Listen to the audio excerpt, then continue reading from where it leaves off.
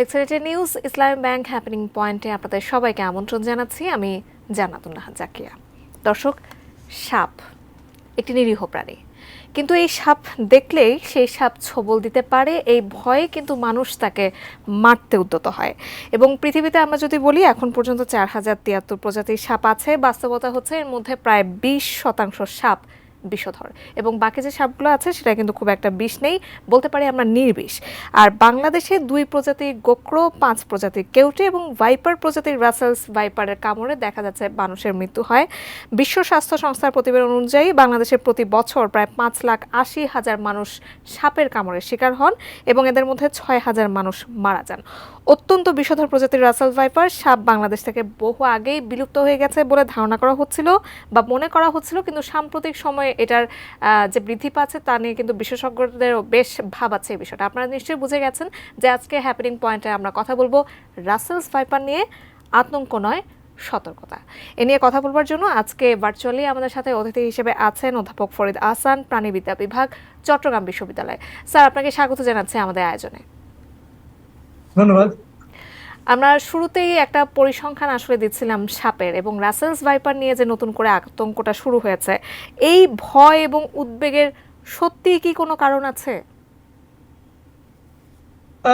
উদ্বেগের কারণ সামান্য আছে, খুব একটা বেশি আছে বলে আমি বলবো না। কারণ আপনি যে স্ট্যাটিস্টিক্সটা দিয়েছেন যে 2010 সালের প্রায় 6,000 লোক মারা গেছে সাপের কামড়ে বছরে যায়। গত বছর জুনের যে রেকর্ড সেটি হলো 7,500। এখন পর্যন্ত যদি দেখি বাংলাদেশে রাসেল ভাইপারে মৃত্যুর সংখ্যা 100+-। কারণ সবচেয়ে ভালো রেকর্ড যেটি আছে রাজশাহী মেডিকেল কলেজ হাসপাতালে 2013 থেকে 2024 সাল পর্যন্ত সেখানে 235 জন রোগী এসেছে রাসেল ভাইপারে। এর মধ্যে মারা গেছে 69 জন, তাহলে পার্সেন্টেজ প্রায় 30। আমি যদি ধরি গত বছর 7,500 রেকর্ড আছে যে বছরে মারা যায়, সেখানে যদি 100টি মারা যায় রাসেল ভাইপারে, তাহলে তার পার্সেন্টেজ 2 এর নিচে আছে, 1.33। যদি 2010 সালের রিপোর্টটা দেখি যেখানে বলা হয়েছে 5-6 হাজার মতো মারা যায়, তাহলে হয় 1.67%, মানে 2%-এর নিচে রাসেল ভাইপারে মারা যায়। এবং এর চাইতেও বিষধর সাপ বাংলাদেশে আছে এবং সেগুলোতে মৃত্যুর হার বেশি, কোবরা এবং ক্রেইট। সেই হিসাবে যেহেতু এটির বিস্তৃতি গত শতাব্দীতেও ছিল বাংলাদেশের, 2002 সালের পর আস্তে আস্তে বেড়ে 2013-তে গিয়ে এটি প্রথম কেস রিপোর্ট হয়েছে যে একজনকে কামড়ালো এবং মারা গেল হসপিটালে, রাজশাহী হাসপাতালেই মারা গেছিল সেই ছেলেটি। তার আগেরও একটা রিপোর্ট আছে 1995 সালের তানোর উপজেলাতে এক মহিলা মারা গেছে। তো এরপর থেকে যদি আমরা দেখি যে আমার যদি গত রিপোর্ট কেউ রেখেছেন হয়তো, আর ওটা আমি এখনো দেখতে পারিনি, ভেনম রিসার্চ সেন্টারে যেটি হয়েছে তার বিস্তৃতিটা সেখানে ম্যাপে দেখানো হয়েছে প্রায় 28-29টা জেলায়। জি, 22 থেকে 24টার মতো জেলায় কিছু স্থানে আসলে উপস্থিত দেখা গেছে, কিন্তু চট্টগ্রাম মেডিকেল কলেজের যে ভেনম রিসার্চ সেন্টার আছে তার তথ্য অনুযায়ী 27টি জেলার কিছু কিছু জায়গায় আসলে এই সাপের উপস্থিতি লক্ষ্য করা গেছে। জি জি, ঠিকই আছে, তারা ম্যাপও দিয়ে দিয়েছেন, আপনারা দেখতে পাবেন সেখানে। এখন এটির বিস্তৃতি বাড়ার যে কারণগুলো আমার চিন্তা ভাবনায় এবং গবেষণায়, সেটি হলো যে এদের যে প্রাকৃতিক খাদক ছিল, যেগুলো হলো গুই সাপ, এরা যেহেতু ডিম না দিয়ে বাচ্চা দেয়, গুই সাপ, বেজি, গন্ধগোকুল, চিল জাতীয় প্রাণী, ঈগল জাতীয় প্রাণী, এগুলোর সংখ্যা কমে গেছে সারা দেশে। যার ফলে যেহেতু এরা বাচ্চা দেয় এই জন্য এদের সার্ভাইভেবিলিটি রেট বেশি। 2 হলো যে এরা শুকনো জায়গায় থাকে, পানির স্রোতে কিছু সাপ ভারত থেকেও এসেছে, এবং সবগুলো মিলিয়ে হয়েছে কি যে এই কচুরি পানায় এদের মেন বাহন, সেগুলি যেখানে চরে গিয়ে দাঁড়ায়, এখান থেকে তারা আস্তে আস্তে মাটির দিকে উঠে, তারপরে ফসলি জমিতে যায়, ইভেন কি বাড়িতেও যেতে পারে যায়, এরকম রেকর্ডও আছে। কারণ তারা শুকনো জায়গার প্রাণী, যদি এরা ভালো সাঁতার কাটতে পারে, কিন্তু শুকনো জায়গায়। স্যার, আমি শুরুর দিকে যেমনটা বলছিলাম, আসলে এই সাপকে মনে করা হয়েছিল যে বিলুপ্ত প্রায় হয়ে গেছে। সেই সাপ এখন আবার যে প্রাদুর্ভাবটা আসলে দেখা গেছে দেশের প্রত্যন্ত অঞ্চলগুলোতে, সেটা আসলে কিভাবে হলো? আসলে বিলুপ্ত প্রায় যেটি বলা হয়েছিল 2000 সালের যে আইইউসিএন এর ক্যাটাগরি করা হয়েছিল, হুম হুম তাতে বলা হয়েছে যে ক্রিটিক্যালি এন্ডেঞ্জার, অতি বিপদাপন্ন। হুম হুম। কিন্তু 2015 সালের যেটি রেকর্ড আইইউসিএন এর, সেখানে কিন্তু লিস্ট কনসেন্ট। এবং আমরা যদি হিসাব করি 2000 সাল থেকে এখন পর্যন্ত এর বিস্তৃতি প্রায় 4 গুণ বেড়ে গেছে বাংলাদেশ। কিন্তু অতীতেও ছিল, 19 শতকের দিকেই আপনার রেকর্ড আছে খুলনা থেকে ওই দিক থেকে রেকর্ড আছে, খুলনা যশোরের দিক থেকে, দিনাজপুর রংপুরের দিক থেকে, রাজশাহী থেকে। রাজশাহীতে সবসময় ছিল, রাজশাহীতে সবসময় ছিল, তবে সংখ্যায় কম ছিল। 2002 সাল থেকে তখন শুরু হয়েছে একটু বাড়তে, 10, 11, 12-তে, 13-তে গিয়ে তখন প্রথম কেস আসলো রাজশাহী মেডিকেল কলেজে। এরপর থেকে ওই যে 13 থেকে 16-র মধ্যে রাজশাহী বিভাগে 20 জনের রেকর্ড আমাদের আছে। হুম হুম। তারপরে মেডিকেল কলেজের রিপোর্টটা তো আপনাকে বললাম যে 13 থেকে 24-এর 7ই জুন পর্যন্ত, এই বছরের 7ই জুন পর্যন্ত 235 জন কেস এসছে ওই মেডিকেল কলেজ হাসপাতালে। তার মধ্যে 69 জন মারা গেছে। আচ্ছা, এই আর যে আমরা বলছি যে প্রভাব বিস্তার করা হচ্ছে এবং বিভিন্ন জেলায় এখন পর্যন্ত যে রিসার্চ সেন্টারের যে তথ্য অনুযায়ী আমরা পেয়েছি যে 27টি জেলার কিছু কিছু জায়গায় আসলে এটা ছড়িয়ে পড়েছে, এটা আমরা বলছি। আসলে এটা কি থাকার জায়গার কি অভাব হয়েছে কিনা? কারণ আমরা এখন যে চরাঞ্চলগুলো আছে সেগুলো ভরাট করে এখন অনাবাদি যে জমিগুলো সেগুলো আসলে চাষ করার উপযোগী করে দেওয়া হচ্ছে। সেই জন্য কি এই চাষগুলো আসলে সাপগুলো লোকালয়ে চলে আসছে কিনা, কি মনে হয় স্যার আপনার? এটি দুটি কারণ। কৃষি জমি বাড়ার ফলে একটা সুবিধা হলো ওদের খাবার সংকুলান হচ্ছে, কারণ এদের মূল খাবার হলো ইঁদুর। হুম এর হুম। সাথে সাথে ব্যাঙ, টিকটিকি, পাখি, কাঁকড়া, বড় ইনসেক্ট পেলে এগুলো খায়।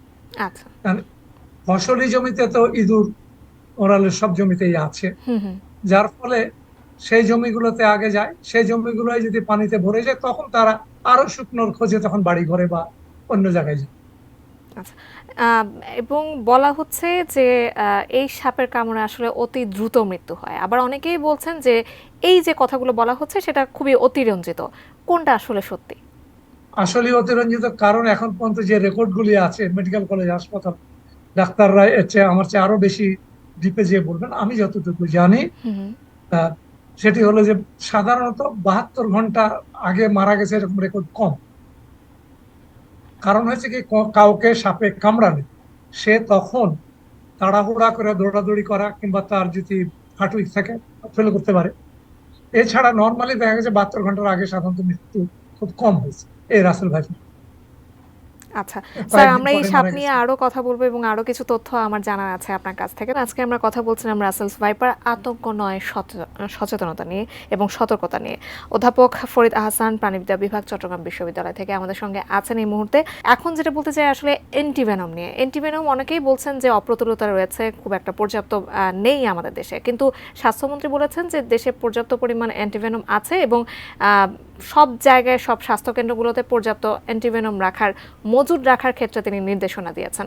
প্রত্যন্ত অঞ্চলগুলোতে আসলে আমরা অ্যান্টিভেনম পাঠানোর উপায় এখনো পর্যন্ত আছে কিনা বা পাঠানো হয়েছে কিনা আপনার কাছ থেকে জানতে চাই। সেটি হলো প্রতি মাসে ডাক্তারদের নিয়ে একটি করে মিটিং, হুম হুম। হেলথ এবং মিনিস্ট্রির লোকজন থাকেন, হেলথের লোকজন থাকেন, প্রত্যেকটা মেডিকেল কলেজ উপজেলা লেভেলের মেডিকেল অফিসার থাকেন। আচ্ছা। গত যে মিটিংটি হয়েছে গতকালকে খুব সম্ভবত, হুম নাকি গত বছর, সেখানে বলা হয়েছে যে তার আগে থেকে জানি আমি যে উপদ্রুত এলাকার প্রতিটি উপজেলায় অ্যান্টিভেনম দেওয়া হয়েছে। হুম হুম। এবং তারপরে বলা হয়েছে যে হ্যাঁ, প্রত্যেকটা উপজেলায় এটি নিশ্চিত করা হয়েছে যে হ্যাঁ, সেখানে অ্যান্টিভেনম আছে, এবং সেখানকার ডাক্তারদের ট্রেনিং আছে যে তারা অ্যান্টিভেনম দিতে পারবে, পুশ করতে পারবে। এবং যেটি হয় এই রাসেল ভাইপারের ক্ষেত্রে, যেহেতু মাল্টিপল অর্গান এফেক্ট হয়, যার জন্য বলা হয় যে আইসিইউ অনেক সময় দরকার হতে পারে, কারণ এটা কিডনি এফেক্ট করে, লাংস এফেক্ট করে, মাসেল এফেক্ট করে, ব্লাড এফেক্ট করে, ব্লাড ক্লট, যার জন্য আইসিইউ অনেক সময় দরকার। এই জন্য উপজেলা লেভেলকে যেটি উপদেশ দেওয়া হয়েছে, প্রয়োজন বোধে একটি ডোজ 10/20 ml যেটিকে বলা হয়, দেওয়ার পরে প্রয়োজন বোধে মেডিকেল কলেজ হাসপাতালে পাঠিয়ে দেওয়ার জন্য গভর্নমেন্টের, তাহলে সেখানে উন্নত চিকিৎসা দেওয়া সম্ভব। এবং রাজশাহী মেডিকেল কলেজ থেকে যে রিপোর্টটি পাওয়া গেছে সেখানে এটি সাকসেসফুল, কারণ তারা এই উপদ্রুত এলাকার উপজেলা থেকে এরকম রোগী পেয়েছে। আচ্ছা, স্যার, দেশে এমন একটা পরিস্থিতি এখন এই পর্যায়ে আসলে একটা বিদ্যমান রয়েছে যে জনপ্রতিনিধিরাও আসলে বলছেন যে সাপ যদি মেরে ফেলে আনা হয় সেক্ষেত্রে একটা অর্থ পুরস্কার তারা ঘোষণা করেছেন, এবং ইতিমধ্যে অনেকে দেখা গেছে যে কৃষকেরা জ্যান্ত বা মৃত এই রাসেল ভাইপার ধরে এনে বন বিভাগে জমা দিচ্ছেন শুধুমাত্র একটু পুরস্কারের আশায়। এটাই কি আসলে সমাধান? কারণ এর পাশাপাশি আমরা দেখতে পাচ্ছি যে শুধু রাসেল ভাইপারই না, রাসেল ভাইপার মনে করে আসলে অন্যান্য যে সাপগুলো আছে সেগুলোও মেরে ফেলা হচ্ছে। আপনি কিছুক্ষণ আগে বলছিলেন যে রাসেল ভাইপার আসলে ইঁদুর খেয়ে ফেলে, যেটা আসলে আমাদের যে ফসলগুলো আছে সেটা ফসল রক্ষার্থে খুবই জরুরি। এই সমাধানটা আসলে কি? সমাধান মূল হলো এই সম্বন্ধে জানা এবং সতর্কতা। সতর্কতার জন্য যেটি আমি আরো 5-7 বছর আগে, করোনার আগে বলেছি, এই বরেন্দ্র এলাকার লোকজনকে, যেহেতু ওখানেই প্রথম কি হয় আনোয়ার উপজেলা মেন, ওখানে সেমিনারও করা হয়েছে। আমার সাথে আমার এক অনেক পুরাতন ছাত্র আবু সাইদ, সে গিয়েছিল। আরো চরভদ্রাসন এদিকেও গেছে, গোয়ালন্দে যাওয়ার কথা ছিল, এখন যাওয়া হয়নি। সেখানে যে এই ফসল ক্ষেতে যেহেতু এই সাপটা থাকে, তাহলে ফসল ক্ষেতে কৃষক কাজ করতে যাওয়ার আগে যদি গামবুট পরে যান, জিন্সের প্যান্ট থাকে এবং একটা লাঠি বা হালকা বাঁশ, যেটি দিয়ে ফসলের গোড়াগুলো একটু নাড়িয়ে দিলে সাপটা সরে যায়। এটা, আর পারলে হাতে গ্লাভস। এই তিনটে জিনিস, তিনটে বা চারটে জিনিস বলা হয়েছে। গ্লাভস তো অত বেশি কি করেন না ওনারা, চামড়ার গ্লাভস যেহেতু লাগে। এই তিনটি করলে অনেক ক্ষেত্রে, কারণ রাসেল ভাইপার প্রথমেই কিন্তু তেড়ে কামড়ায় না, এটা একটা ভুল ধারণা, কোনো সাপই তেড়ে কামড়ায় না। যেটি হয় হিসিস করে, বিশেষ করে যে প্রেসার কুকারের যে শব্দ হয় সিটির, সেরকম একটা হিসিস শব্দ করে, তার মানে সে একটা সতর্কতা মানিয়ে দেয়। আপনি যদি সরে না যান, ওর যদি বাইটিং রেঞ্জের মধ্যে আসে, তখন সে বডিটা সামনের দিকটায়, যেমন প্রত্যেকটা সাপই তাই করে, যে গলার নিচ থেকে নিচের দিকের মাংসটাকে গলার পর থেকে একটু স্কুইজ করে রাখে, কুণ্ডলি পাকিয়ে। তারপরে রেঞ্জের ভিতরে আসলে তখন এইভাবে থ্রো করে কামড় দেয়। এটা শুধু এই সাপ না, অন্য সাপও তাই করে। আর এর সাথে আগে হিসিস করে শব্দ করে, তাহলে ওই সময় যদি আপনি সরে যান তাহলে হয় না কিছু। এবং কোবরা তো ফোঁস করে, এটা আমরা জানি, হিসিস শব্দ করে না ক্রেট। এগুলোর জন্য যে ওই যে সতর্কতার কথা আগে জানতে হবে, যে হ্যাঁ এটা কোথায় থাকে। যেমন এরা একটু উঁচু ঘাসটার ঝোপঝাড়, গহীন জঙ্গলে এরা থাকে না, জঙ্গলের প্রান্তে থাকে খুব বেশি। এক্ষেত্রে কৃষি সম্প্রসারণ যে অধিদপ্তর আছে তারা কি কৃষক বা চাষিদেরকে এরকম সহায়তা করতে পারেন কিনা, আপনি যেগুলোর কথা বললেন স্যার? এই এই যে সতর্কতার গুলোর কথা বলছি, এগুলো যদি মেনে চলে তাহলেই দেখা যাবে যে অনেকখানি হয়েছে। আর রাতে যেন টর্চ না ছাড়া টর্চ দিয়ে চলে, কারণ এগুলো যেটি হয় সেটি হচ্ছে যে সাধারণত সাধারণত রাত্রে তো চুপচাপ বসে থাকে, আর এই সাপটা শীতকালে দিনের বেলায় অ্যাক্টিভ, গরমকালে সন্ধ্যা এবং রাতে। তো যার ফলে সব এদেরকে দেখা যাচ্ছে। তাহলে কোনো জায়গায় সাপ টর্চ পড়লে কিন্তু আর তাকে চুপচাপ সে গুটিয়ে যায়। আর সাপ মানুষকে তেড়ে কামড়ায় না, ইচ্ছা করে কামড়ায় না, নিজের রক্ষার্থে ভয় পেয়ে তারপরে কামড়ায়। আচ্ছা, সাপের কামড় এড়াতে কি করণীয় আপনি এতক্ষণ আমাদেরকে বলছিলেন। সাপের কামড়ের ক্ষেত্রে আসলে কি করণীয়? সাপ কামড় দেওয়ার পরে তখনকার আসলে প্রাথমিক চিকিৎসাটা কি হতে পারে? প্রাথমিক চিকিৎসা প্রথম হলো, যদি সম্ভব হয় একটু ডেটল পানি বা কিছু দিয়ে অ্যান্টিসেপ্টিক দিয়ে দেওয়া, তারপরে সেখানে একটা ব্যান্ডেজের মতো হালকা করে দেওয়া। যদি আর একটু করতে পারে যে ওই হাত ভাঙলে পা ভাঙলে যেমন হয়, পেঁচিয়ে দেওয়া। কারণ পেঁচিয়ে তো সবার কাছে থাকবে না, শাড়ি লুঙ্গি ওড়না এগুলো করে একটু পেঁচিয়ে দিয়ে, হাতে হলে হাতটাকে যেমন ভেঙে গেলে আটকে দেয়, কারণ এর মুভমেন্ট কমিয়ে দাও, ব্লাড সার্কুলেশন কমায়। হাতে হলে হাতে, পায়ে হলে স্টিক দিয়ে, এবং তাকে হেঁটে কোথাও যাওয়া যাবে না, তাকে সাহস দিতে হবে, তাকে নিয়ে যেতে হবে ঘাড়ে করে বা জানে করে, যেভাবে হোক তাকে হাঁটতে দেওয়া যাবে। কারণ হাঁটলে রক্ত চলাচল বাড়লে বিষটা দ্রুত ছড়িয়ে পড়ে। কাজে এটি করে যত তাড়াতাড়ি সম্ভব স্বাস্থ্য কমপ্লেক্সে নিয়ে যাওয়া, উপজেলা স্বাস্থ্য কমপ্লেক্স, তা না আর যদি মেডিকেল কলেজ কাছে হয় তাহলে সরকারি মেডিকেল কলেজ, যত তাড়াতাড়ি। এবং বলা হয় যে 100 মিনিটের মধ্যে নিতে পারলে সবচেয়ে ভালো। আচ্ছা, আপনি স্যার কিছুক্ষণ আগে কতগুলো প্রাণীর কথা আসলে বলছিলেন যে প্রাণীগুলো রাসেল ভাইপার খেয়ে এই বা এদের রাসেল ভাইপারের সংখ্যা নিয়ন্ত্রণে রাখছে। আমরা যদি একটু বলি যে প্রকৃতিতে এদের সংখ্যা কিন্তু একেবারে কমে গেছে এবং পরিবেশের যে ভারসাম্য সেটাও নষ্ট হচ্ছে, ইকোসিস্টেমে আসলে বেশ প্রভাব পড়ছে। যেমন বেজি, গুইসাপ, বাগডাস, গন্ধককুল, বনবিড়াল বা মেছো বিড়ালের কথা আপনি বলছিলেন, এবং একটু সাপের কথা যদি বলি, শঙ্খচূড় সাপ, কেউটে রাসেল ভাইপার খেয়ে থাকে। এই যে এসব প্রাণী আমরা মেরে ফেলছি, তাতে কি আমরা নিজেদের জন্যই নিজেদেরকে হুমকি স্বরূপ করে ফেলছি? অবশ্যই ইকোসিস্টেম ভেঙে গেলে তার প্রভাব তো আলটিমেটলি মানুষের উপরে পড়বে। এই এখন যেমন ইকোসিস্টেমটা রক্ষায় আসলে আমাদের কি করা দরকার স্যার? এখন সাপ মেরে তো এর সমাধান হবে না, এবং এর আগে অতীতেও আছে, ব্রিটিশ আমলে ইঁদুর মেরে টাকা নিয়েছে, দিয়েও সমাধান হয়নি। হুম হুম ব্রিটিশ আমলের কথা ইন্ডিয়ায় হুম হয়েছিল। হুম। তো এখানে সাপ মেরে হবে না, সতর্কতা অবলম্বন করাই মেন উপায়। যে সাপের, শুধু এই সাপ না, যে কোনো সাপের কামড় থেকে রক্ষার জন্য এগুলো যে সতর্কতা গুলোর কথা আমি বললাম বা অন্যরা যারা বলেছেন, একই ধরনেরই সব, আচ্ছা, এগুলো করলেই। একটা দেশীয় কার্যকরী অ্যান্টিভেনম তৈরিতে আসলে আমরা কতটুকু আশা রাখতে পারি? যদিও আমি একটু এক্ষেত্রে একটা আশার কথা জানাতে চাই আমাদের দর্শকদেরকে, যে চট্টগ্রাম মেডিকেল কলেজের চিকিৎসা বিজ্ঞানী অধ্যাপক অনিরুদ্ধ ঘোষের নেতৃত্বে একদল গবেষক কিন্তু বিগত প্রায় 4 থেকে 5 বছর ধরে এই অ্যান্টিভেনম এর জন্য কাজ করে আসছেন বা গবেষণা করে আসছেন। সেটা আমরা কত দূর নাগাদ বা কতদিন নাগাদ আমরা পেতে পারি বলে আশা রাখতে পারি স্যার? ওই ভেনম রিসার্চ সেন্টারে উনি হলেন প্রধান গবেষক, আমরা হলাম সহকারী গবেষক, আমি নিজে। সেটি কাজ চলছে, এটা ঠিক। এখন যেটি হয়েছে যে ভেনম যে পরিমাণ আছে অ্যান্টিভেনম তৈরি করার জন্য যে পরিমাণ লাগে সেটি আছে সেখানে, কিন্তু বাংলাদেশের কোনো ফার্মাসিউটিক্যাল এতে এগিয়ে আসবে না, কারণ এর প্রোডাকশন করে যে বিক্রি, সেটিতে তারা বেশি লাভবান হতে পারবেন না। এই জন্য ইনসেপ্টটা ইন্ডিয়া থেকে নিয়ে এসে তারা মার্কেটিং করেন, প্যাকেট করেন এবং মার্কেটিং করেন, সেটা দিয়েই এখন চলছে। তার আগে এটা মার্কেটিংও হতো না, বিভিন্ন সোর্স থেকে এদেশে বিশেষ করে ফাইজ সাহেবই আনতেন, চেষ্টা করে নিয়ে আসতেন, নিয়ে চলতো কাজ। এখন তো বোট করে আসছে ওইভাবে। এখন এটি নিয়ে যোগাযোগ হচ্ছে, এই ভেনম দিয়ে এর অ্যান্টিবডি তৈরির কাজ চিটংয়ে হচ্ছে। কি জি। পরিমাণ অ্যান্টিবডি হচ্ছে ছাগলের দেহে, মুরগির দেহে, এটি হয়েছে, এবং বাইরের ল্যাবের সাথে যোগাযোগ করা হয়েছে, তারা কিছু কাজ করে দিবেন। আর যদি কোনো ফার্মাসিউটিক্যাল এগিয়ে আসতো, তাহলে তো প্ল্যান্ট বসালে তো এখান থেকে অ্যান্টিভেনম তৈরি করা সম্ভব। আচ্ছা স্যার, আমাদের আয়োজনে একেবারে শেষ পর্যায়ে আমরা চলে এসেছি। আপনি সচেতনতার কথা বলছিলেন, সতর্কতার কথা বলছিলেন।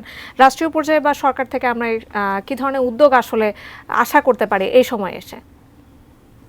এই সময় সরকার থেকে যেটুকু করেছেন, যে প্রত্যেকটা উপজেলাতে অ্যান্টিভেনম পৌঁছানোর ব্যবস্থা নিয়েছেন। আরেকটা কথা বলে রাখি, সরকারের কাছে ওষুধ চাই তাদের সেন্ট্রাল স্টোর থেকে। যে সমস্ত মেডিকেল কলেজ বা উপজেলা হেলথ কমপ্লেক্স আগেও চেয়েছে, সেখানে আগেও কিন্তু পাঠানো হয়েছে, গত 5-7 বছর 10 বছর আগেও। আর না চাইলে তারা দিতেন না। এখন যেহেতু এই পর্যায়ে আসার ফলে তারা গভর্নমেন্ট উদ্যোগী হয়ে উপদ্রুত এলাকাগুলোর এতে পাঠানোর ব্যবস্থা করেছে। সেটি তো আচ্ছা, তারা যেটা বলেছেন, জয়বাবু জানেন, ওই মিটিং এ উনি বসেন, মূলত আমি বসি না। তিনি এটা কনফার্ম করেছেন যে হ্যাঁ, ব্যবস্থা হয়েছে। আর স্বাস্থ্যমন্ত্রীও বলেছেন, দুটোই একই কথাই হচ্ছে। আশানুরূপ একটা ব্যবস্থা আর নিশ্চয়ই আমরা অচিরেই দেখতে পাবো। স্যার, আমরা আমাদের আয়োজনে একেবারে শেষ পর্যায়ে চলে এসেছি। অসংখ্য ধন্যবাদ আমাদের আজকে আয়োজনে যুক্ত হওয়ার জন্য। আপনাদের ধন্যবাদ। দর্শক, আজকে আমরা কথা বলছিলাম রাসেলস ভাইপার আতঙ্ক নয়, সতর্কতা নিয়ে, এবং এ নিয়ে কথা বলার জন্য অধ্যাপক ফরিদা হাসান আজকে আমাদের সঙ্গে সংযুক্ত হয়েছিলেন ভার্চুয়ালি। আমরা যদি বলি যে সাপ মেরে ফেলে কিন্তু সাপের বংশ শেষ করা যাবে না, এবং সেই সাথে ব্রিটিশ আমলে সরকারি উদ্যোগে কিন্তু সাপ মেরে ফেলার একটা উদ্যোগ নেওয়া হয়েছিল, এবং সেই সাথে যথারীতি ঘটা করে সাপও মারা হয়েছিল, কিন্তু তার কোনোটাতেই কিন্তু সাপ সংখ্যা কমানো যায়নি বা সাপের বংশ কোনোটি আসলে কমেনি আমরা বলতে পারি। বরং আতঙ্কিত না হয়ে সতর্ক থাকাটাই আসলে এই সময়ের জন্য সবচেয়ে বেশি প্রযোজ্য। তাই সতর্ক থাকুন। হ্যাপেনিং পয়েন্ট আজ এই পর্যন্তই। অন্য কোনো দিন আমরা অন্য কোনো আয়োজনে আবারও আপনাদের সামনে চলে আসবো। সে পর্যন্ত এটি নিউজের সঙ্গেই থাকুন। ধন্যবাদ।